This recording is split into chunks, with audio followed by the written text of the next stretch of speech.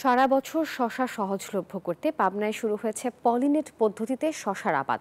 Pollinate পদ্ধতিতে চাষের বিস্তারিত জানাবেন আমাদের সঙ্গে এই মুহূর্তে যুক্ত হচ্ছেন সহকর্মী আহমেদুল হক রানা। রানা, পাবনাতে পলিনেটে শশার আবাদে কৃষকরা বেশ ঝুঁকছেন, এতে কেমন লাভ হয় এবং সব মিলিয়ে খরচ কিরকম, কতটাই বা লাভের সম্ভাবনা দেখবেন?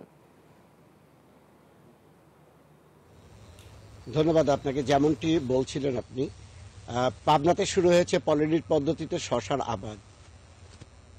মূলত গ্রীষ্মকালীন সবজি এই শশাটাকে সারা বছর সহজলভ্য করার জন্য রাজশাহী কৃষি উন্নয়ন প্রকল্পের আওতায় কৃষি বিভাগ পাবনা সদর উপজেলায় পরীক্ষামূলকভাবে এই শশার আবাদ শুরু করেছে। পাবনা পাবনা সদর উপজেলার, আমি যদি একটু আপনাদেরকে এই পলিনেট পদ্ধতিতে শশা আবাদের চিত্রটা, আমার পাশে আমি দাঁড়িয়ে রয়েছি পলিনেট একটি শশার ক্ষেতে, ভুঁইতে। এখানে 25 শতক জমিতে সদর উপজেলার একজন কৃষক কৃষি বিভাগের সহযোগিতা নিয়ে শশার আবাদ করছেন। তারা যেটা বলছেন, পলিনেট পদ্ধতিতে শশার আবাদ করার ফলে এখানে প্রাকৃতিক বিপর্যয়ের গাছের এবং ফলনের ক্ষতি হওয়ার সম্ভাবনা বা আশঙ্কা খুবই কম। পাশাপাশি পোকামাকড় বা কীটপতঙ্গের উৎপাত এখানে কম।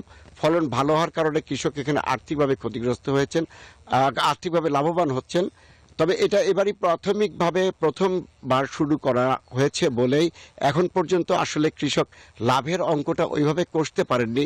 তবে তারা ধারণা করছেন যে প্রচলিত জমিতে যেভাবে কৃষিতে শশার আবাদ করে ফল পাওয়া যায়, এই পলিনেট পদ্ধতিতে আবাদ করার ফলে তার চাইতে ভালো ফল এখান থেকে পাওয়া যাবে বলে তারা আশা করছেন, এবং তাদের মতন আশা করছেন কৃষি বিভাগও।